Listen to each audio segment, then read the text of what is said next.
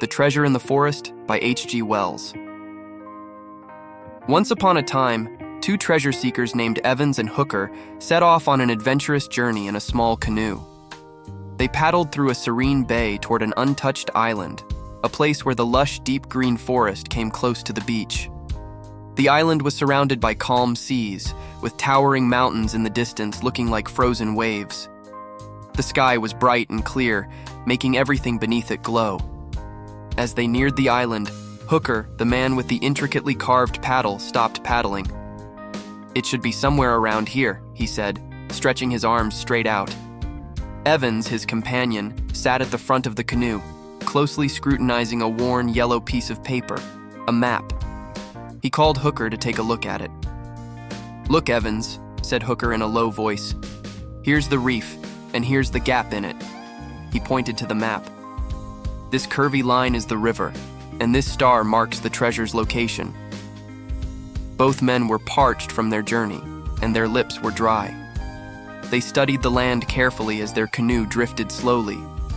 Evans's eyes were half closed from exhaustion, and he started dreaming about the treasure they were seeking. In his dream, Evans saw the night when they had discovered the secret of the treasure. He remembered the moonlit trees, a small fire burning, and three Chinamen talking. They had learned that the treasure was hidden long ago by a shipwrecked crew. The treasure had been reburied by Chang He, a Chinaman, who wanted to return for it someday. Evans recalled a fierce struggle where he and Hooker had taken the map from Chang He. The dream shifted to a strange and unsettling vision of Chang He grinning and threatening him. Suddenly, Evans woke up. They were entering a lagoon, and Hooker pointed out the landmarks on the map. "We must mark the spot where the river meets the sea," Hooker said. They paddled to the river mouth, and Hooker tasted the water. "It's fresh water. Let's drink," he said. Both men eagerly drank the cool water, relieving their thirst. Refreshed, they pulled their canoe ashore and walked along the beach until they found the spot marked by a clump of bushes.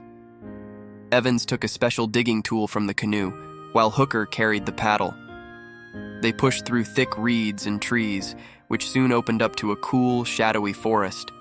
Tall trees with hanging flowers and swinging vines surrounded them. "It's almost cold here after the sun outside," said Evans, shivering. As they walked, they heard the sound of rushing water. "We must be close to the river," Hooker said.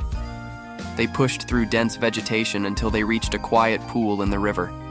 Floating on the water were big leaves and beautiful waxen flowers. "Let's search along the riverbank," said Evans. As they searched, Evans suddenly stopped and pointed. "Look over there." Hooker followed his gaze and saw something blue. It was the figure of a Chinaman lying face down on the ground, with a spade nearby and a pile of stones next to a freshly dug hole. "Someone has been here before us," said Hooker, his voice trembling. Evans started to curse and shout angrily, but Hooker approached the hole and saw something glinting in the dirt. "It's still here," he cried. Inside the hole were several dull yellow bars, gold ingots. Evans pulled one out, but as he did, a tiny thorn pricked his hand. Ignoring it, he celebrated their find. "We need to move this gold to the mainland," said Evans. "Let's carry it to the canoe." He used his jacket to carry the ingots. As they walked, Evans began to feel weak. "My arms hurt," he said. They set the jacket down and rested. Evans was sweating and breathing heavily. "Let's keep moving," urged Hooker. After a few steps, Evans suddenly dropped the coat and clutched his throat. "Don't come near me," he shouted, leaning against a tree. Hooker watched in horror as Evans's condition worsened. Evans fell to the ground, convulsing. Hooker saw a small thorn in his own hand, realizing the truth. The thorns were poisoned. It was Chang He's trap to protect the treasure. "Evans!" Hooker cried, but Evans was already silent. Hooker tried to suck the poison out, but it was too late. The pain spread through his body, and he knew he was doomed.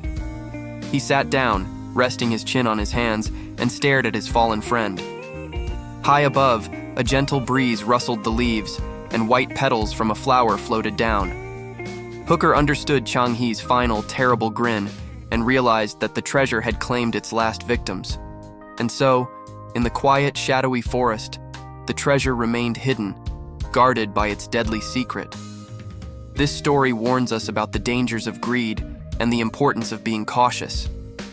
Evans and Hooker's unbridled greed led them to ignore the warnings and ultimately brought about their downfall. It teaches us that wisdom and heedfulness are crucial and that we should always pay attention to the warnings given by others. The end.